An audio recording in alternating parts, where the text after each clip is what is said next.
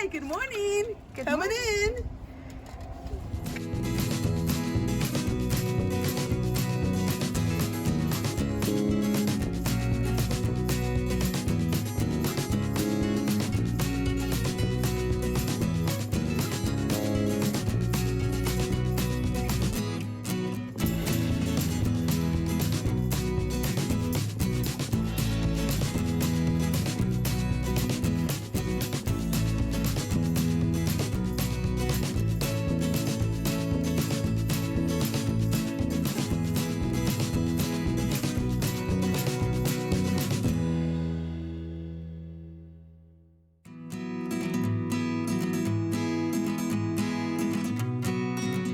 My name is Kimberly Stringer, and I am founder of Creative Kids Faith Academy. And creative starts with a K because we have to be creative. So I started this 38 years ago when I graduated from college with my early childhood degree. And I knew I didn't want to work for a district. And so I went ahead and got my early childhood degree and just started doing just out of like I worked for a few other places, and then I decided I didn't like the way that their curriculum was or the way that they taught. And so I just started my own. So different places in my home mostly, and got licensed through the state of Kansas as a just child care center in the home, daycare home, and then turned it into groups. So we had 12 children at one time. My philosophy is that we are an outside school, and I believe that children need to be outside. So we're a no technology school, and we are outside about 80% of our day. And we also teach Spanish and sign language, and we teach from ages like 3 all the way up through now 5th grade, maybe 6th grade. Originally, we were just a preschool, and then during COVID, for almost 2 years, we had 0 cases of COVID. And people kept giving us phone calls because many daycare centers and stuff were closing down in schools. And they were calling because they found out that we didn't have any cases. And we believe, looking back now, it is because we are an outdoor school. And also, we would feed apples to the kids every day. So they eat snacks in the morning, apples, and then in the afternoon too. And we found out later that apples are loaded with quercetin. And we did not realize that quercetin is a great anti-inflammatory and great for your system. And so apple a day keeps the doctor away. So because I've been in this industry for 38 years, I've never wanted to do anything else. Okay. I've been blessed because I believe that God has given me a gift, not just to be with children and to teach them, because that is such a passion of mine, but it's like He wrapped up the whole package and gave it all to me, because I love to do art. I'm an illustrator, and I love to write children's books. So I got to do that, but I still get to integrate it with my teaching skills also. I love to garden, so we integrate that in there. I love to read books, and so we're integrating that. And so I love the outside. I have to be outside. I feel almost agitated if I'm inside, so I want to be outside all the time. And now we've just incorporated the entire thing. And I believe that more and more parents are coming on board. I think in the beginning, when people see or they hear that you're an outdoor school, they think, what are you doing outside? How in the world can you do that? What about the weather? That's our number one thing. And we believe that there's no bad weather. It's just bad clothing. So we can layer. We just layer, and then we just take it off as they need to. But the kids are happiest outside. And you will be outside. We even had a state lady one time say, this is the most magical place because you have so many different nooks and crannies outside. Like they can go underneath the tree if they just need to be alone, or they can go behind over here and they can play the drums really loud if they're frustrated about something, They can play with Play-Doh outside. Anything you're doing inside, you can do outside. There's nothing that you can't do outside that is inside. So we are very blessed because we do have a very protected outside, and it feels like you're in a forest outside, just because in the spring and the summer there's so many trees around us. And so the kids they're thriving. They're absolutely thriving.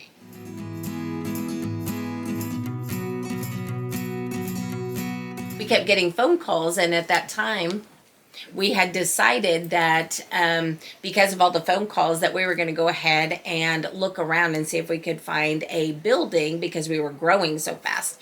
And so we ended up finding a doctor's building over by Hoover and MacArthur here in Wichita. And we moved into that almost 2 years ago in February. But we went from a double car garage into a 5,600 square foot building, and my coworker and I did not realize the amount of physical energy and stuff that it was going to take to constantly run around that 5,600 square foot building. And so I was working 7 days a week trying to upkeep the yard and the cleaning on the inside and the shopping and everything else. And so we recently made the hard decision to come back home. And so we are now back home in the home, like a homeschool environment. We are still outside. We now have the full basement as well as that double car garage. So we're like a one-room schoolhouse is virtually what we are. So we still have the ages 3 through the 5th grade. We utilize every part of the house that we possibly can. And it's working out great. The kids are actually glad to be back home. And we want to stay small. We have decided that we do not want to go past our 15, 16, 17 kids max. So, and that's where we're at, and that's what we love. We absolutely love it.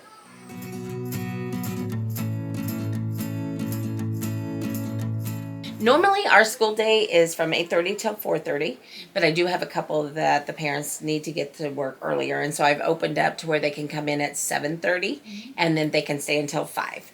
And so, and it comes in at 8, and she works until 5 every single Monday through Thursday. I do have 4 girls that come in on Friday, and we've decided to make that a fantastic Friday, and so I take them on field trips and things. So I'm not going to go past the 4 girls just because it's just a fun day. When they come in the morning, they have breakfast until 8:30. And then we have usually an activity out on the table, and then something sensory, Play-Doh or sand or water, something like that, until 9 o'clock. And then at 9 o'clock is when we do all of our pledges around the pole, and we come back in for circle time. And we'll do circle time. Sometimes we do it outside depending on the weather. Sometimes, most of the time it's inside because it's pretty chilly right now. But we do have area outside that we do circle time also. During our circle time, time is about 40 to 45 minutes. And that's when we utilize where we're the Spanish and the sign language. So we're teaching the kids the alphabet in sign language, days of the week, months of the year. That's in Spanish and sign language. We also teach them Bible verses. We are a faith-based school. And so we do teach a different Bible verse using sign language and song for every single letter of the alphabet.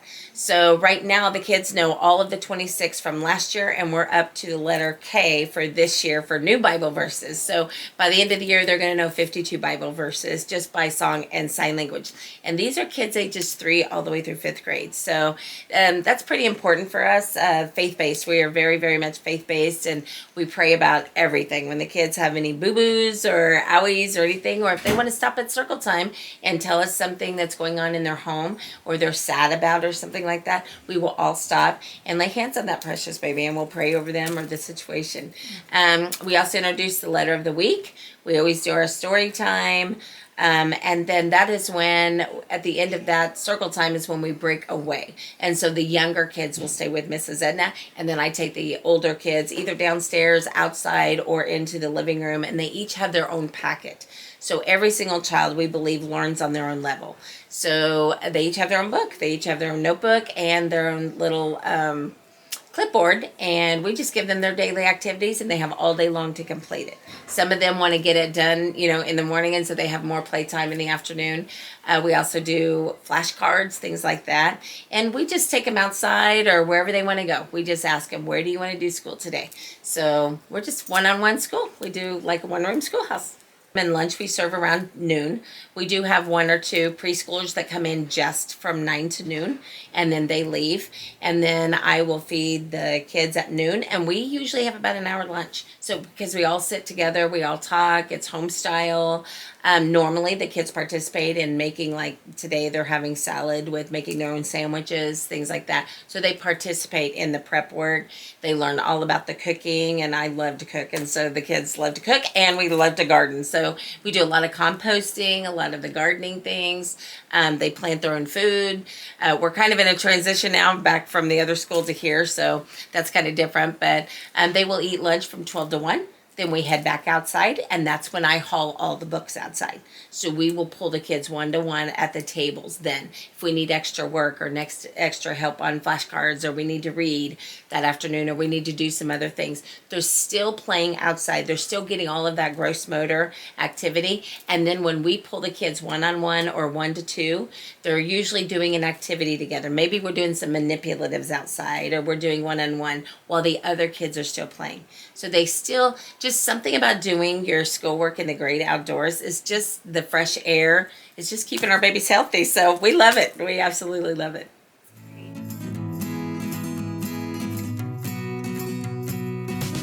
So because I've taught for 38 years, I've seen many different kinds of curriculum. And so I have to get to know each of the children first. So that first month of school is when I can kind of see what level they're on. I actually do a little bit of testing. And then I take 1 week and I will spend the entire week as Miss Edna. And then I have another lady, Miss Rachel, that will come in. I will spend the entire week going through all of my curriculum to put together for each notebook for the entire year. So they each have their own notebook. They can go grab it anytime. The parents can come in and look at and see what they have been doing. And then at semester, because we have so much work in there, we usually send home, that semester's work. We also send home daily work so that the parents can see that. We're really big into hands-on and art project too, a lot of art projects and stuff. And so we do that also. Just really big into the hands-on learning. And so we do spend a lot of time outside. We always have art set up outside so they can do art at any given time. If they want to take their clipboards outside, if they want to take pencils and markers and cutting things and creating things and taping things up outside or doing whatever, they always clean up so well. So we always make sure that they have that. We also have I know it's funny, but we have a popcorn machine. And so we do a lot of the popcorn because the kids like to set up for shows outside and like put on plays or different things like that they come up with. And so we're just mostly outside. We hit hard reading, writing, and arithmetic because I believe if a child can read well, they can learn well. And so you can learn anything, but if we can't read and we can't get those concepts down, we're not going to be able to learn the science and the geography and the other things like that. So as they get older, right now we've got 2nd grade is my oldest. And so we integrate the science, the basic science, the physical science and the basic geography, just different things like that. She's just now getting ready to start to learn all the states and some different facts about that. But we do concentrate big time on the reading, writing, and arithmetic. I do a lot of looking back through past years. I homeschooled my own children for 5 years, and so I have some of their testing materials, even way back then. They're 30 years old now. But I also, when they hit 3rd grade, I pay to get the Iowa basic testing done for the children. And so I will take them to go into a church setting where they do the Iowa basic testing. And so I just do that for my own to make sure I'm getting my job done correctly, And then we do keep their testing. We test in the fall and we test again in the spring. And so we make a copy and keep it in their file.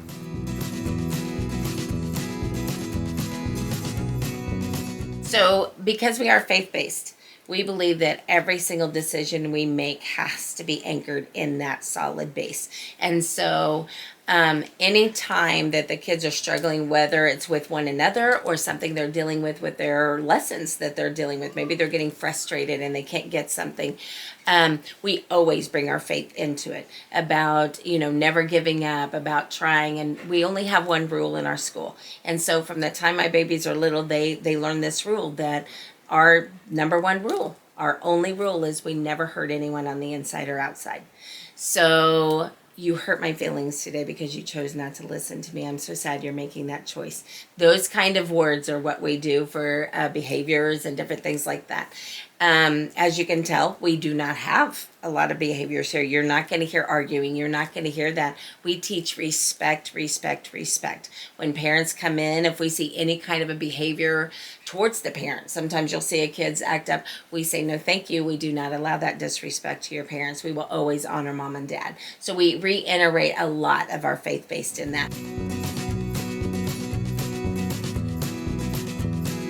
We also became a 501c3 this year because we wanted to be a nonprofit due to the fact that we have seen so many families struggling financially. And we believe that kids need to be able to go to school and that money should not be a hindrance of their choice. I am so big into school choice. And so I became the 501c3 so that we might be able to get some donations and some grants and things like that to be able to provide for these families. So last year alone, because of the donations, we were able to give away $75,000 in donations just to our students. And so they had a lot of free schooling last year. So we are doing everything we can to get the work out, but it's been hard because we're working so one-on-one with the kids. It's hard to break away to be able to have time to speak to people or try to find some donators or things like that. So that's been our biggest hindrance at helping these families out. So that's still our number one goal. If we sell the other building, we'll be able to offer to the parents some free or half-off education. My biggest asset, I think, is my energy.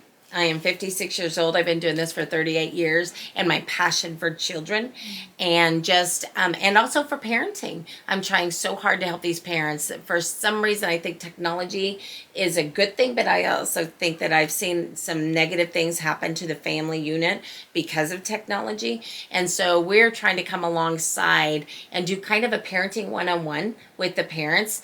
And that's another thing that I would absolutely love to offer for the community is parenting classes where I would give a discount if they come to the parenting classes, like they have to attend 1 month straight, and then I would give 10 or 20% off of their tuition that next month, because we need to make sure everybody's on the same page. And so it is hard because not only are we teachers here, but we're also entrepreneurs. We're trying to raise money. We're trying to raise the funds, trying to keep up on the state, the 501c3 paperwork, but I'm also licensed through the state because in the state of Kansas, if you have any children under the age of 4, you have to be licensed. And so we have 2 children under the age of 4. So we also have to deal with the licensing things with that, our extra CEUs, which is our continuing education hours. But also we're an author. I'm a children's book author of 7 books. Our 7th book is getting ready to go to the publisher, and the children are involved with all of that stuff. So we're really big into writing and being involved in that. And so we are an author. We're also nurses. We're also counselors. We're also, so many different things. We're mamas. We have a couple kids that we have one child right now that's being raised by a single father. So there's no mom in the house. So we are her mama. So she crawls a lot into our laps and wants to be held like a, we have one of the things that we have noticed is the divorced families. It's been really, really hard. When we were over at the other school, out of the 30 families, we had 26 from single parent family homes. So my goal is to relieve some of this stress from that, because finances is a number one stressor in the families. If we can relieve that and take that away from them, possibly then we can come alongside and partner with them as far as in the parenting and helping them with these roles, because it's a tough job. And, my mom used to say having a good marriage and raising children are the 2 hardest things you'll ever do. So my number one goal is to come alongside these and make a mark. I've been in this industry long enough to know that people know me because they know me as the person that's the outside person. We were in the show, the garden show, from the garden tour from the 4-H club a couple years back, and this was the first school that they'd ever been through. But I want these kids to learn how to grow their own foods, how to make it beautiful, how to be outside. So anyway, so we're a lot of things to a lot of different people, and we're doing everything we can to give these kids a safe place and environment to where they absolutely love education and want to be here and they feel safe.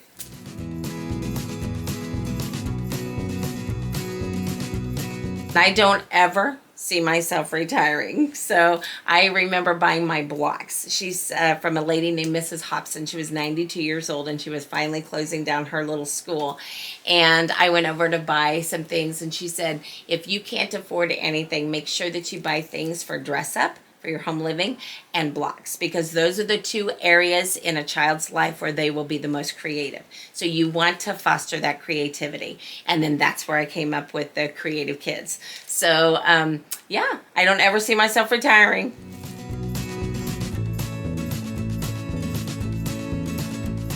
So my advice to somebody who is going to start is, number one, get your support system. Make sure you have a fabulous person that you're working with, because I could not do it without Mrs. Edna. We're very like-minded, okay? She does not necessarily like the outside, but she has seen the massive difference in behaviors because children are outside all the time. So she has come alongside and supported me in everything. The second thing is, make sure after you get your support system, make sure you've got that. Find people like me who've been in this industry for years who want to bless you with things. So like I was able to recently, because of the sale, give away a lot of things to other schools. I have more things I could give to you, go around and tour some different facilities and different schools just to see, do I like this? Is that going to work for me? Or that's not, I don't like that, or things like that. Start small. Don't, I've had 38 years to collect. So I do have a lot of things. I have a lot of wonderful teaching things and manipulatives, but I also could still divide those in half and share too, because that's the biggest thing is your money. Money. Everything is costing so much money. So one thing I will tell you is children don't care about things. They don't care about things. If you could absolutely develop your outside, go get some tires and spray paint them and put them around your playground and throw some sand in the middle and then put some different toys in the tires, and those kids will be happy all day long. So don't think that you have to have the next best thing or you have to buy all of this equipment to have a fabulous school. You do not.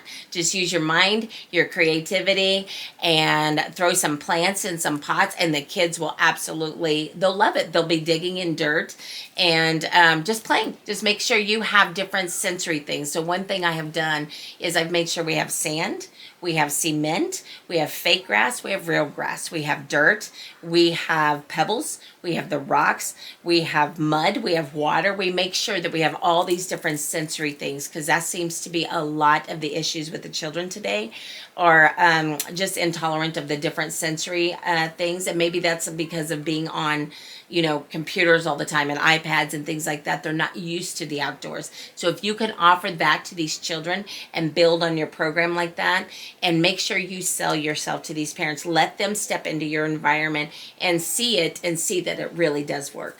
So you'll be successful.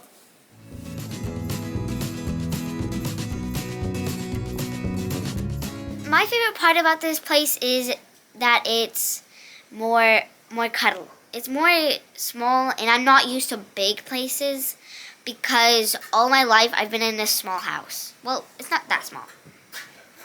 Anyways, so yeah, I like that it's more small. I started here when I was 4 years old, and I've went here ever since, and Mrs. Kim's just been a really blessing to my family. And my dad makes stuff for the school here. So whenever she needs something built, my dad can build it.